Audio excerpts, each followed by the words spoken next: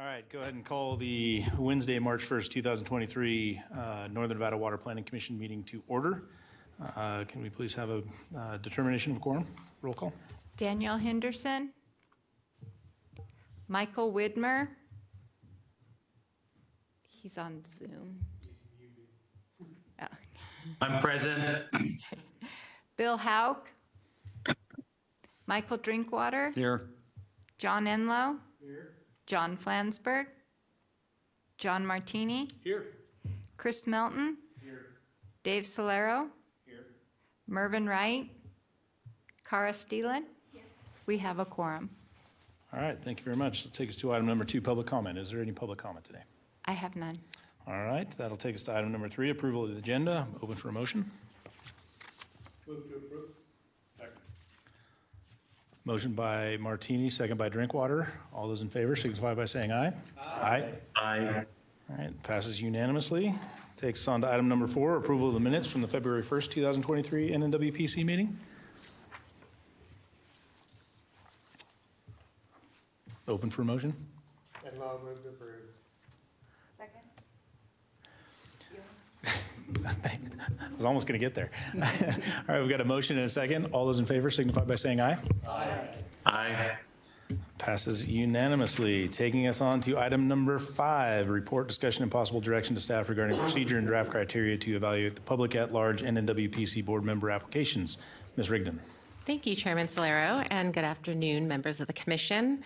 So in our last Water Planning Commission meeting, staff was directed to bring back some evaluation criteria for the board to review and consider to look at the applicants that are going to be brought forward for consideration for that public at-large vacancy. So the criteria is included in your board packet under 5B, item 5B, and what I'd like to do today is go ahead and review and discuss that criteria and determine, have the board discuss and determine whether they want to, what procedures they want to take. Do you want to form a subcommittee with some Northern Nevada Water Planning Commission members to work with staff to evaluate the applicants? Do you prefer to have staff review and evaluate based on the criteria that you see in your board packet? Or would you like us just to bring all the candidates forward to the Planning Commission for consideration? And what might help is knowing that we have 2 applicants to date. I've received 2. The last process in 2019 had 4 applicants for this position, and the board saw all of those applicants in the board packet. They were invited to a meeting, and the board decided at that meeting what they wanted to do. So that was how the last process worked. So it's really up to the board to decide how they want to approach the selection process and if you want to use the evaluation criteria. So with that, I'm going to give Birgit the mic. She really put the evaluation criteria together, and I'd like her to go through it with the board. Good afternoon, Mr. Chair, Commissioners. Birgit Wittegren for the record. And the criteria that you have in front of you in your packet, I developed basically by doing some research into other water commissions and boards throughout the country of what they ask for qualifications, as well as taking into consideration the commissioners' comments about an environmental background. So basically the criteria is broken into points where their qualifications will be reviewed and evaluated based on their experience, education, and background in the following criteria: environmental, biological, conservation background, water management planning, including all of those different aspects of water planning, knowledge and experience specific to the Truckee Meadows water issues, developing and implementing or interpreting regional, state, local policies, regulations, community involvement, planning, engagement, any experience with governmental process and project management, budgeting, and data analysis. So these are draft criteria, and the points do add up to 100. And with that, I'll turn it back to Kim. Okay, so the point system was developed based on what we thought were the 30 points is the most important, is having that experience and background in those particular areas. And we wanted to keep it flexible enough that the board could assign points based on what they see in the applications and give them some flexibility to do that. So any of this can be modified. The point system can be modified and edited as the board sees fit. And so with that, we'd like to turn the discussion over to the board and see what you'd like to do. All right. Members, any discussion? Mr. Trickenbauer. So I have no objection to the criteria. I think they're fine.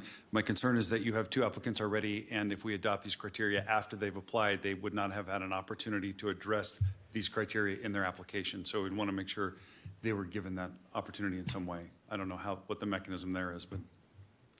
That's a great point. And what we can do is, because we receive them through email, we can email them the criteria. And we also, we're going to propose that we extend the recruitment period 30 days and to April 7th. And that way we can give them notification and any new applicants would have this available.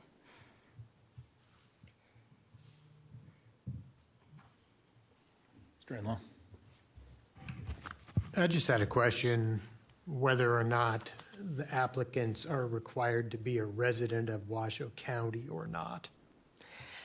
They are not required to be a resident of Washoe County, just a resident of the state of Nevada. And let me verify that because I have the act right here. I mean, it seems, to me anyway, it seems like they should be a resident of the county if they're on our commission. Just making sure all of our current members are residents of the county. Correct. Okay. But okay, let me modify that, a resident of the county or works within the county. Yeah, I don't know. What's that?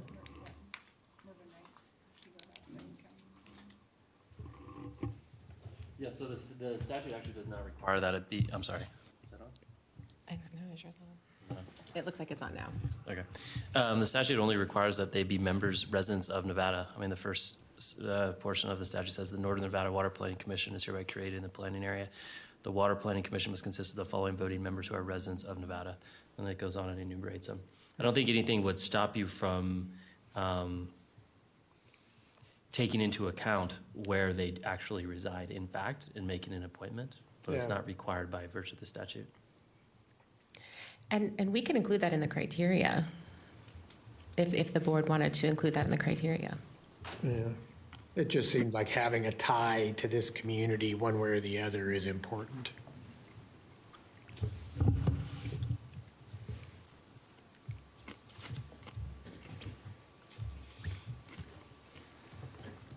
Any, Can I just ask another question? yeah, go ahead. How did we, since we've only received 2 applicants, I mean, how are we advertising or soliciting for these open positions? That's a good question. I'm going to let Birgit answer that because she's the one that's. Oh, sure. Basically, we put a notification in the Reno Gazette Journal, as well as putting out notification to all the local committees.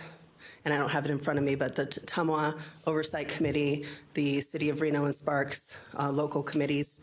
And so it was actually given to, and then those chair people would decide how they presented it to their committees. Like the cabs and nabs, I'm sorry? Correct. Yeah, the committees that we provided it to are outlined in the second paragraph on your staff report. And we submitted it to those committees because essentially that's what Jim had done in the past. If there is a broader recruitment that we can do, we're open to suggestions on where you would like us to provide that advertisement.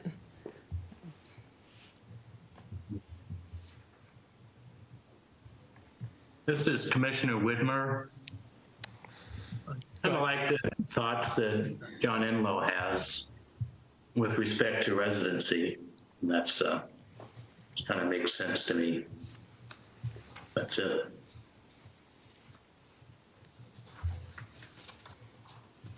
All right, any other comments from anybody online?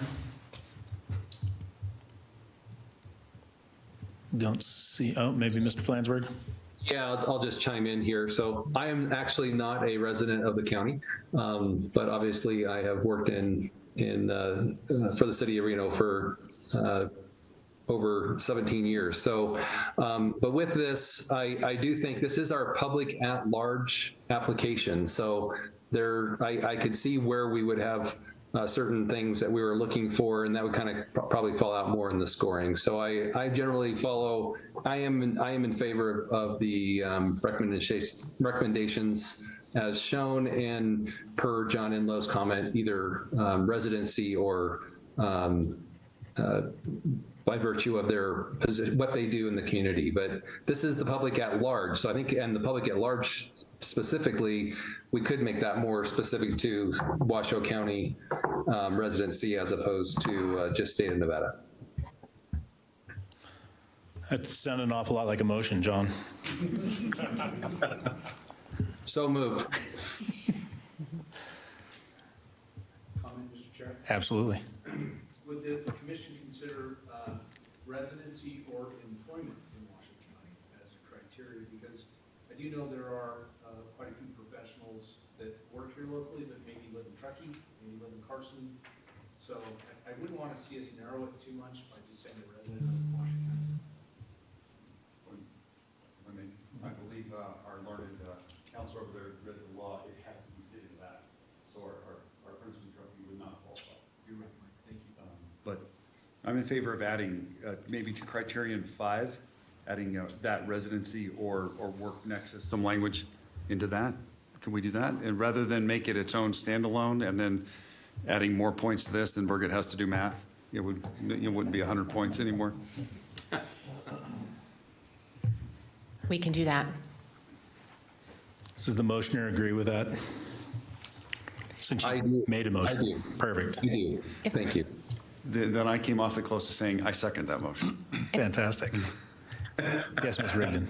Well, the motion is great. I just would like some additional direction on whether you wanted us to staff to go through this process and bring the top candidate, whether you want us to bring all the applicants based on scoring, how many, top 1, top 2, top 3, and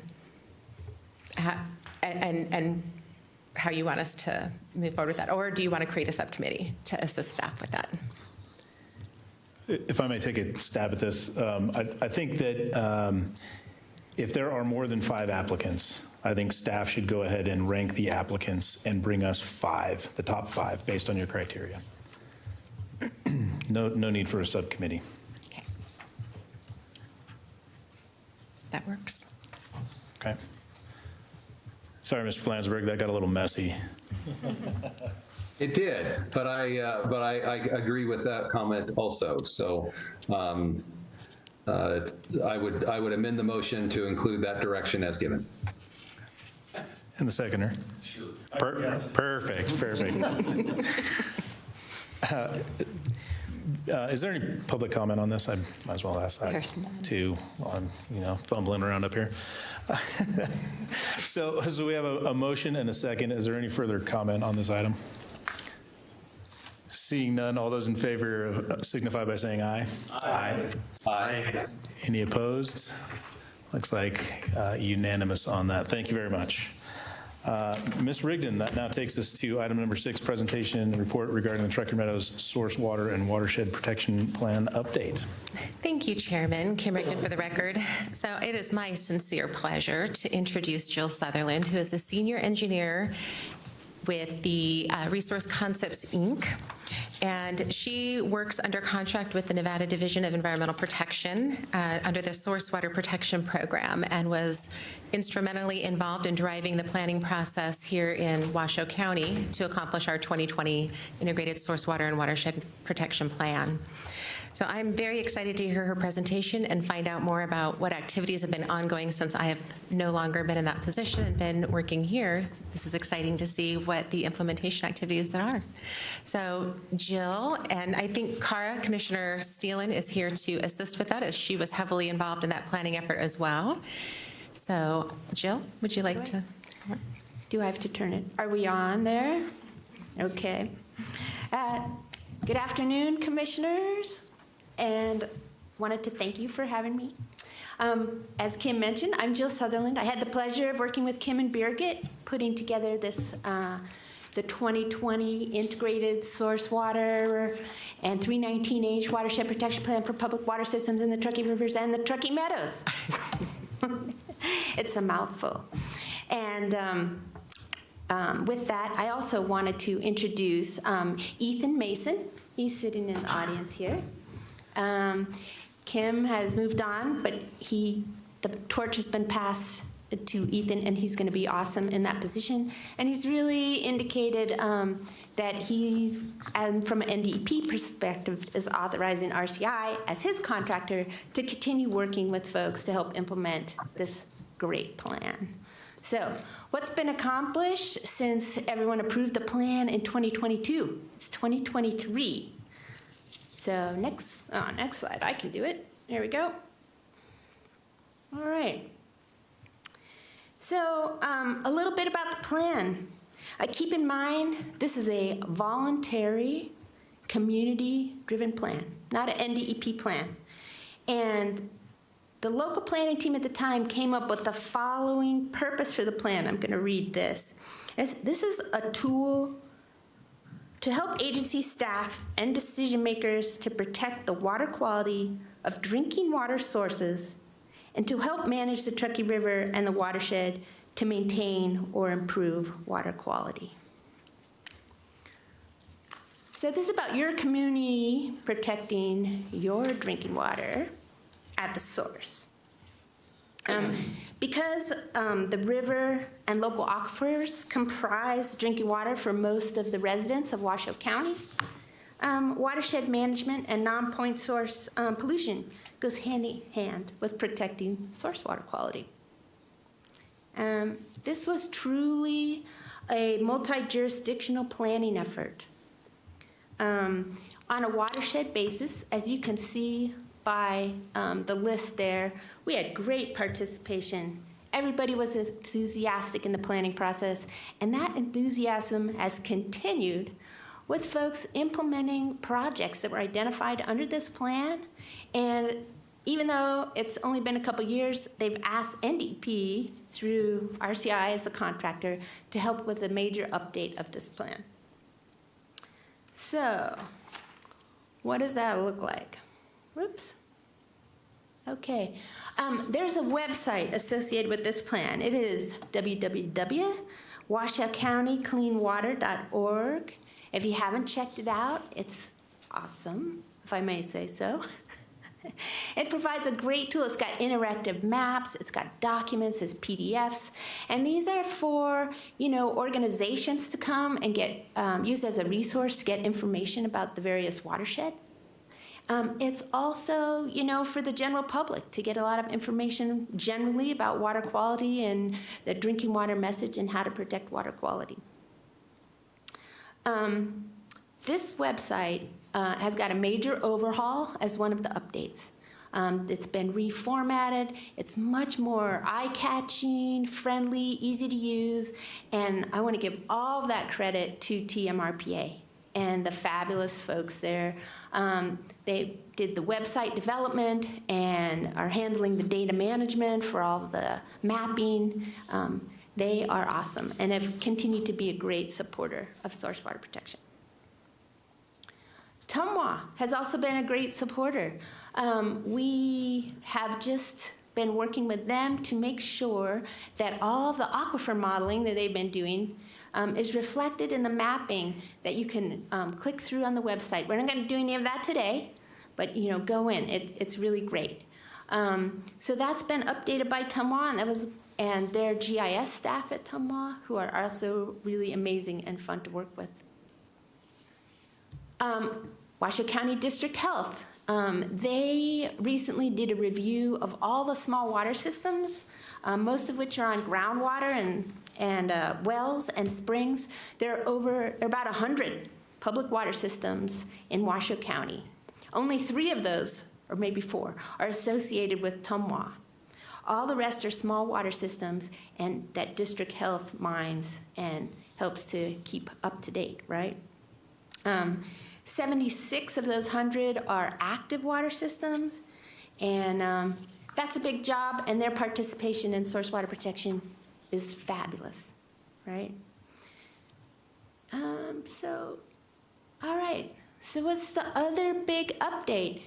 We wanted to celebrate how much implementation has been going on in this community for this plan in the last few years. We came up, or the team kind of came up with a whole bunch of different project profiles, which you can see on the website. And one of the key updates is there's a method now, like a spreadsheet for tracking any updates and implementation of the plan. You can go into the website and click on the implementation and see what the status is of all those projects and what's been completed and what's coming up. So, all right, so what are some of the key things that got implemented? This is what you wanted to know, right? There's been a lot happening, all right? This is one I was personally involved in, as well as we had 4 bureaus at NDP, City of Sparks and Reno Environmental Control folks, NDOT, TUMWA, District Health, staff of the Western Regional Water Commission. We got together and had a spill coordination working group.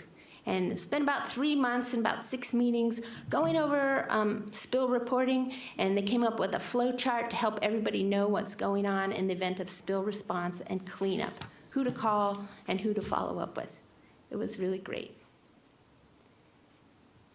Sierra Nevada Journeys in the last year through the Integrated Source Water Protection Program, we sponsored students to the tune of about $20,000 from NDEP to help them sort of integrate a better drinking water message in their curriculum, which has really focused on watershed, but why not drinking water? And one of the other partners is the Truckee Meadows Stormwater Permit Coordinating Committee. They continue to do really essential monitoring for source water protection, purposes indirectly. And they're doing watershed restoration projects, and they're critical to the watershed management effort. And then One Truckee River is another partner who's been implementing a lot. And with that, I'm going to ask Cara to come up and talk about One Truckee River.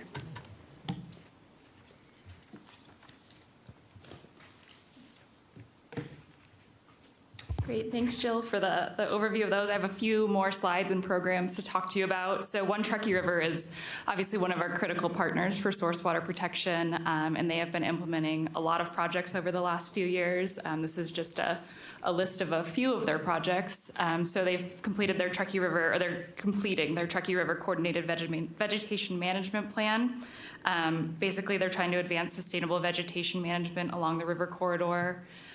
Working with all 3 jurisdictions to do that. And then their River Friendly Living program is adult education and outreach, basically to help reduce non-point source runoff from residential landscapes. They've held over 40 workshops with over 1,100 people in attendance in the last year and a half. They also implemented their multi-jurisdictional signage plan, which installed over 250 signs along the river to include maps, directions, stewardship activities, all of those good things. And then also a project TUMWA's been heavily involved in is the Truckee River Restroom Project. So that was identified. This is the project profile for that program, which was included in the plan. So we were actually able to get 319 funding from NDEP for the installation of one of the restrooms. So we installed the first restroom in 2020 at Broadhead Park, and it's been highly successful. And then our second restroom is actually opening up at John Champion Park on March 16th, so in a couple weeks here. And basically, TUMWA's involvement has come because those parks are heavily used and they're upstream of our Glendale water intake, so it's important to try to help improve water quality in that corridor there.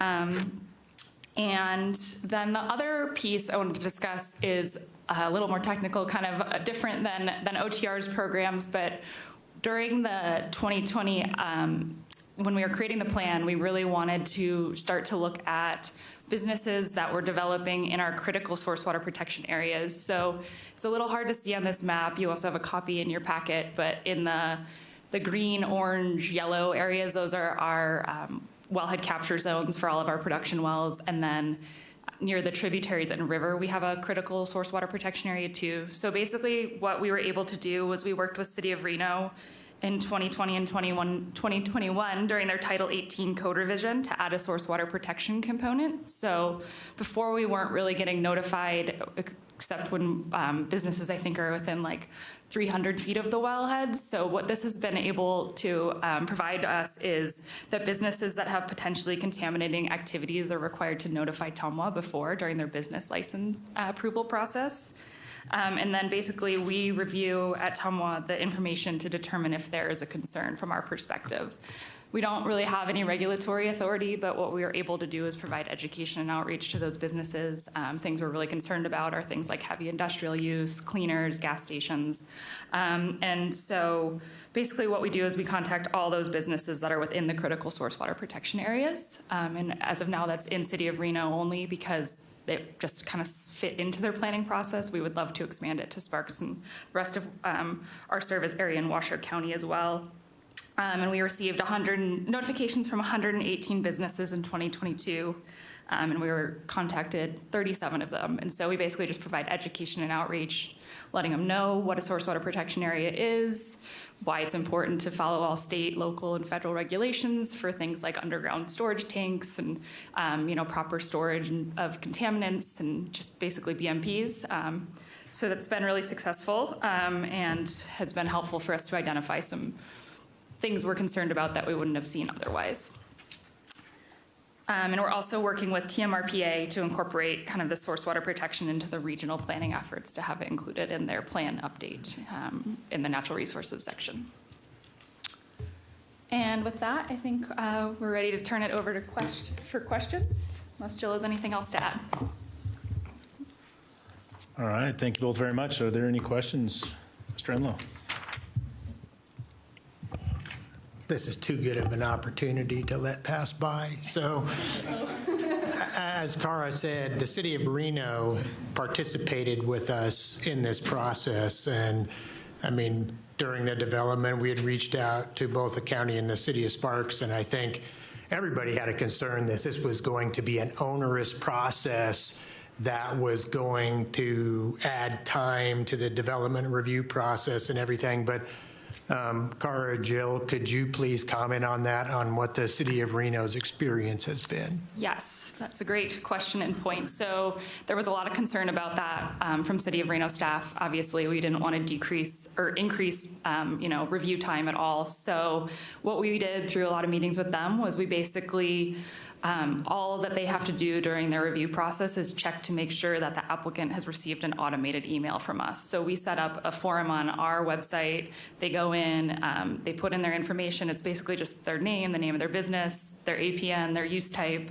and then it comes to us. And when they submit it, they just get an automated email, and that's all they have to submit. And then we do everything on our end. So it really created no work except making sure there's one email in the business license application. So I haven't heard any complaints from City of Reno staff that that's too onerous. And the map is all on our end, so there's no map updates that have to be sent to City of Reno. So it's been a really smooth process, and we pretty much do all the work on TUMWA's end.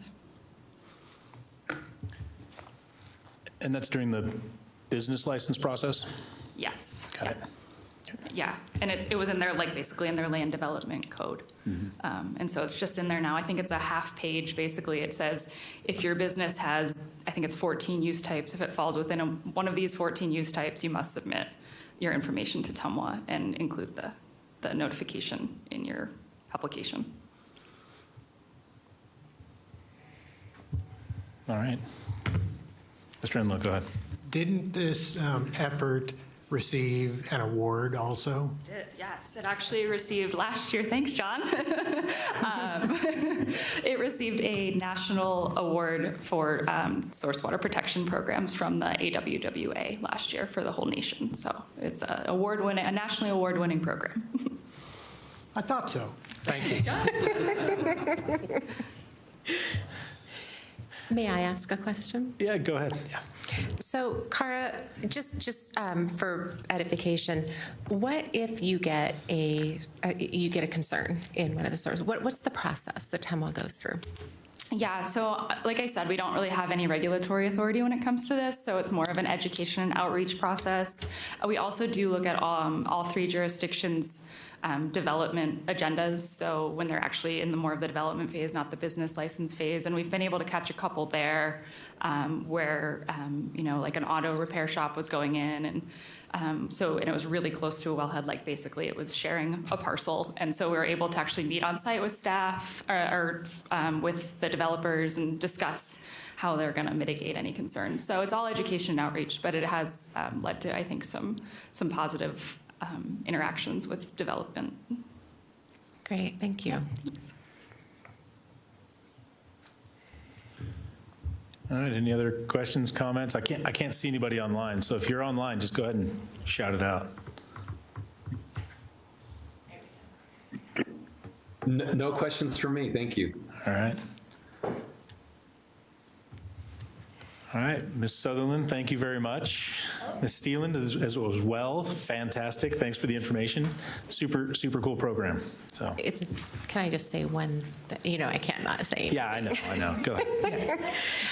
I just have to say, one of the reasons that this program was such a joy to work on with this community was because of the regional partnerships and the involvement of Commissioner Enlow and his ability to get us connected with the City of Reno folks to get that code implementation in place. And it's always a tricky thing.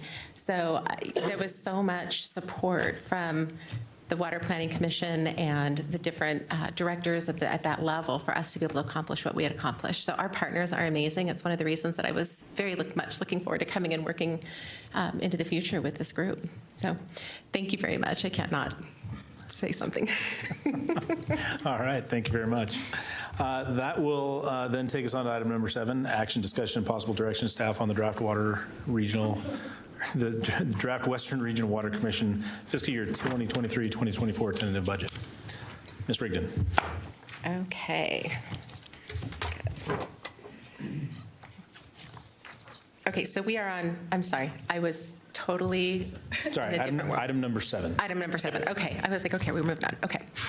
So just as a real quick overview, the board has approved the professional services budget. We approved that at the last meeting. So page 2 of the budget is the professional services budget detail, where we had decided that we were going to go ahead and put the budget amount for the projects that don't have a scope of work or haven't entered into an agreement with us into the contingency fund so that it's ready and available for those projects when they come forward with that scope of work. But it gives us a little bit more flexibility to look at the scope of work, evaluate the budget allocation, and then for the board to determine where they want to prioritize that funding. So that was approved last board meeting. That amount was $2.1 million. So currently our total revenues are a little over, they're $1.73 million. And we have an estimated cash balance as of the end of fiscal year 23 of $1.765 million. So that gives us almost $3.5 million to work with in our budget for fiscal year 24. With our professional services budget and our staff and legal and routine operating expenses, our total expenses are a little over $2.8 million, 2.866. With that, we have a cash balance. Normally, we do a 6-month operating budget cash balance goal. I went ahead and kept it a year cash balance goal, primarily because with the uncertainty of moving forward and what the projects are going to be doing, I felt like that would give us a little bit more time to figure out the budget if we were in a situation where we had to worry about it at that point. But I don't see any concerns with it. So there aren't any real significant changes to any categories on the budget from last year. We're $100,000, we budgeted $100,000 more. That was $50,000 in the professional services budget and then $50,000 in our staff and legal expenses. And that was primarily because we anticipated having our extra staff full-time this year. So, and with that, I'll turn it over to the board for any questions or comments. All right, are there any questions discussion? or comments for Ms. Rigdon?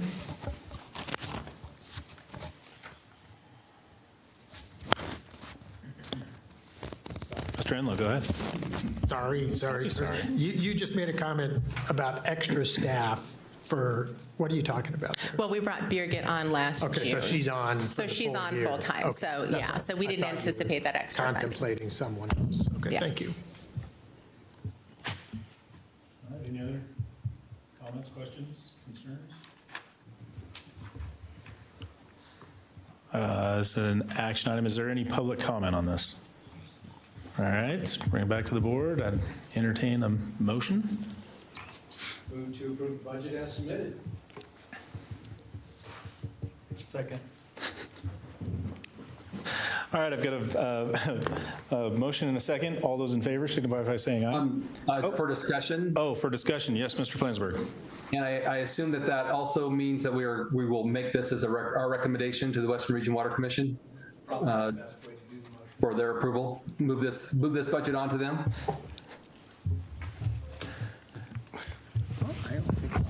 Okay, let me rephrase my motion then. I move to forward this budget and recommend approval to the WRWC. And I'll second that. Perfect. Motion and a second. All those in favor signify by saying aye. Aye. Any opposed? Seeing none, carries unanimously. Thank you very much. That will take us on to item number 8, a discussion regarding location and possible agenda items for the upcoming NNWPC meetings. Ms. Rigdon. Thank you, Chairman. Kim Rigdon for the record. So our next meeting is scheduled for April 7th. We have a number of presentations that we're planning to bring before the board. I wanted to start bringing presentations in this meeting, but we just didn't have the availability of staff on the various contracts to do another presentation at this meeting. So it looks like next meeting, we're going to be hearing from Commissioner Henderson on the Truckee River Flood Management Program. Iris will be here to present on the One Truckee River efforts. And we have Desert Research Institute, I think it's Greg McCurdy, that's going to be coming and presenting on the Washoe County Rain Gauge Network and Washoe County Evaporation Transportation. Transpiration, not transportation. It rolls off the tongue. I also wanted to give a report. This might become a standing agenda item in my program manager's report. I've been asked to participate on a stakeholder advisory group for the state water plan update that the state engineer's office is doing. So I'll be participating in that group, and I believe Commissioner Steeland is also participating in that group, so we can bring some reports back to the board on what those activities include. And with that, I'll turn it back over to the board. All right. Any comments on that for next meeting? All right. Seeing none, I don't think we need any action on this. So thank you very much. Sounds good. With that, we'll move on to item number 9. Are there any commissioner comments? Yeah, Chair, I just wanted to mention and thank staff for their work in putting together the One Water Nevada tours that took place, and for the efforts of working with Mark Milan on those items. So well done. Thank you. And just for your information, we are planning to give a presentation to the Western Regional Water Commission Board on the 15th, and we'll have some letters of appreciation for them to sign and send to those organizations. All right. Very good. Any other commissioner comments? Seeing none, that'll take us on to item number 10, staff comments. Ms. Rigdon? Do we have any staff comments? Nope, we have no staff comments. All right, thank you very much. Takes us to item number 11, public comments. Any public comment? No public comment? All right. With that, we will adjourn. Thank you very much. Thank you.